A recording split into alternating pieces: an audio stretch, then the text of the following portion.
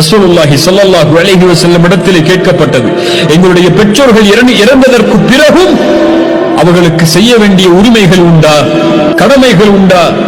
ரசூலுல்லாஹி ஸல்லல்லாஹு அலைஹி வஸல்லம் சொன்னார்கள், ஆம், அவர்கள் இறந்ததற்கு பிறகும் அவர்களுக்கு செய்ய வேண்டிய பணிவிடைகள் உண்டு, நன்மைகள் உண்டு.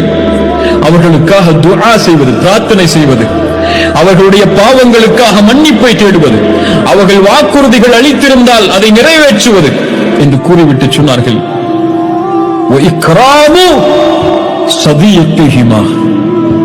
உங்கள் பெற்றோர்களுக்கு நீங்கள் செய்ய வேண்டிய பணிவிடைகளில் அவர்கள் இறந்ததற்கு பிறகு உள்ளது, அவர்களுடைய நண்பர்களை யாரையாவது நீங்கள் கண்டால் அவர்களுக்கு கண்ணியம் அளிப்பது உங்கள் பெற்றோர்களுக்கு நீங்கள் செய்யக்கூடிய நன்மை என்று சொன்னார்கள்.